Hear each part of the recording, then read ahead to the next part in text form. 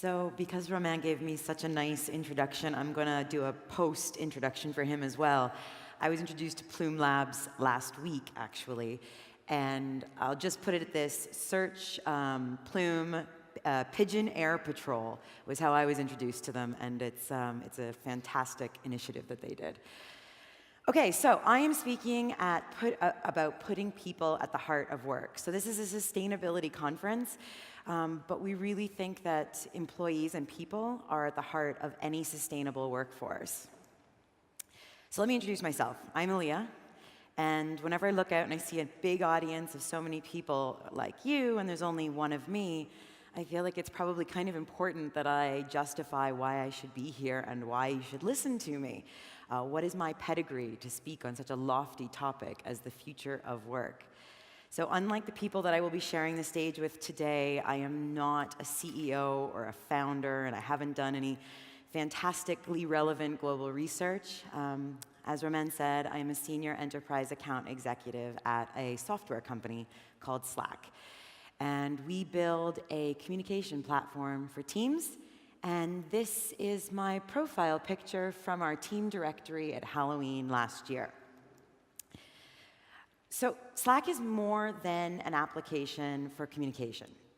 It's really the place where people work, where people and apps work together. And it's been a springboard for digital transformation for many of the world's largest companies. So what I'm saying is that everything I'm about to tell you, all of my experience is purely anecdotal, but it comes from working with these organizations in a pretty intimate way to understand the challenges that they face and to help share their ambitions for the future.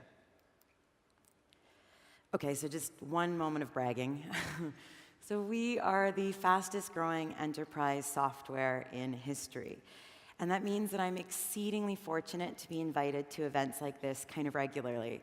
And one of the most frequent questions that I get asked is, what is the secret to our growth? What is the secret to that success? And I always say, like, there's no secret sauce here. It's really not a secret, and it's actually the same thing that makes many of the companies we work with so successful.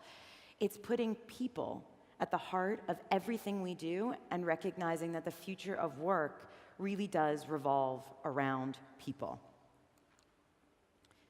Because at the end of the day, we're all building products and services for human beings. And that's true, right? Regardless of whether we are in banking or software or sustainability, and regardless of our roles, if we are in engineering, if we're engineers or we're in sales, HR, all of us are doing something that hopefully puts people at the heart of the product or service.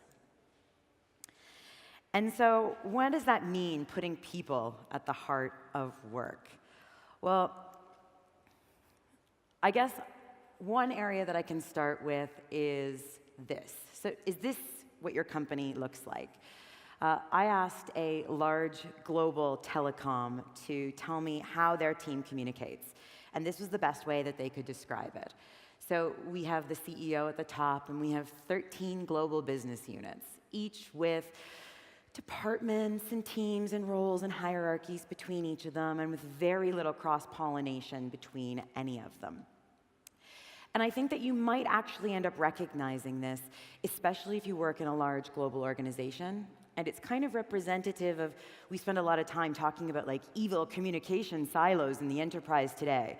And so that's what they look like in reality. But like, let's not play revisionists with history. This model emerged out of a real and fundamental need at the time that it emerged from globalization. We needed our global business units to be able to operate independently from one another. So we couldn't have it, and no one would get much work done if the Toulouse office couldn't make a move without the North American headquarters given the go-ahead. But I think we also recognize that the usefulness of this model has long been outlived. And the reason for that is, like, companies aren't just collections of business units. They're people, and they're networks of people. So let's try this on for size. That's better, right? Like, ooh, look at all the dotty lines and the non-linear organization of teams. So this is getting closer, and I suppose that this is probably the aim of many organizations. But yeah, we're not quite there yet, and you might be able to guess why. Look at all the people. They're not people. They're just big, anonymous bobbleheads. They're generic and boring. And that's not what organizations look like. This is what organizations look like. You've got all of these different people connected across roles, departments, and teams. Knowledge and work flows freely between all of them. You have access to all of the people and information that you need to do your job effectively. And it recognizes that every single one of us is different, and all of us have preferences around how we learn, how we want to communicate. So this is what the future of work looks like. So let's start with a simple example, but it's also a true example. So this is Nick, the CTO of RGA, which is a global ad agency of about 2,000 people. And they're using Slack to communicate across different offices and departments.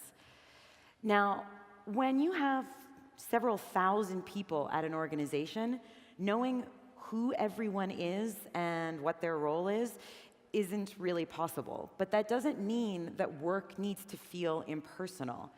So, as an example, we have Nick asking a chatbot in Slack, who is his colleague Cole? The chatbot immediately responds to say, Cole is a senior software engineer out of their New York office, and here's some of the important work he's done recently. So this is what the future of work, I think, starts to look like. It's not about Internet of Things or chatbots or machine learning. It's about people, it's personal, and it's conversational.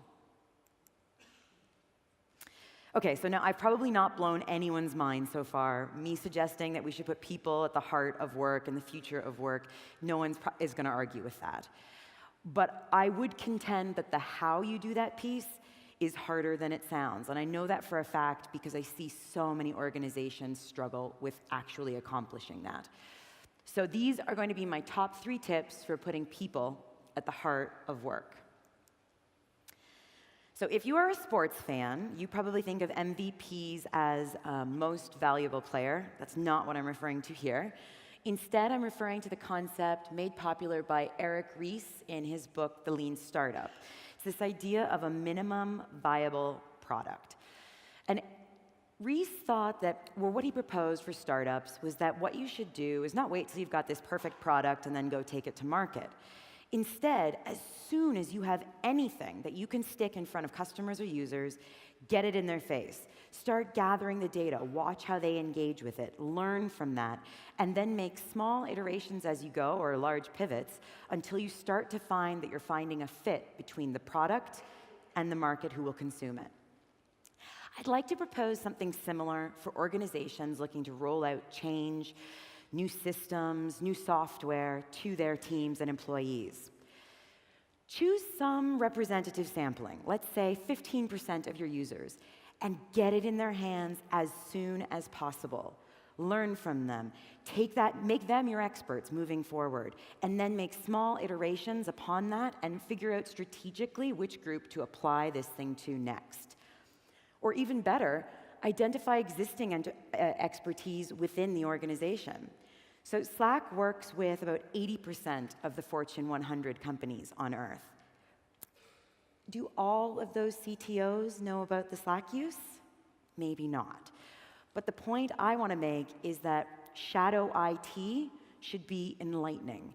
Users have an incredible ability to identify the tools that will help them get their jobs done best. Work with them, leverage that expertise, and then apply it strategically, make them your experts, and of course, make sure that this new tool, this new system, meets your internal compliance, corporate governance, whatever it needs to happen to make it okay with the powers that be. Next up, innovative is just an adjective. Execute is the action word here. We spend a lot of time talking about innovation, and many of the organizations that I work with would have innovation teams or digital disruption teams, and it's excellent. It's a really fantastic way to stay competitive and forward-looking. What many of these organizations don't have is teams specifically dedicated to the execution of those ideas. Instead, you tend to see a lot of just having the idea and then dumping it on the workforce. Gartner predicts that only 30% of digital transformations will succeed. And so my question to you is, who is being tasked with executing upon these innovative ideas? If you don't have people specifically there to help your end users to take on these new challenges, these new tools, these changes in the way you want employees to work, my guess is you probably have lots of great ideas, but you don't have a lot of success stories that you can point to. Model and measure. I think this is the most important for me. Start with modeling the behavior you wish to see in others. One thing that almost all of us have in common as organizations is we do not take kindly to change. We just will fight it and resist it at all costs. So what that means is you need to demonstrate the importance of this. If you're rolling out some new solution to your team, ask yourself, how have senior leadership communicated the importance of this to the team? One of the examples I give is if we're rolling out a training session for folks with Slack, I want to see those managers in that training session. I don't want to hear that managers are too important to attend or too busy to attend training. That's how you're going to demonstrate to users that this is an important shift that has their best interests at heart. And measure results from day one. They don't need to be perfect, but they need to demonstrate that, A, this matters enough that we're going to measure the impacts of it. It also is a great way to show to people we care about what the results of this are because we want to make it better.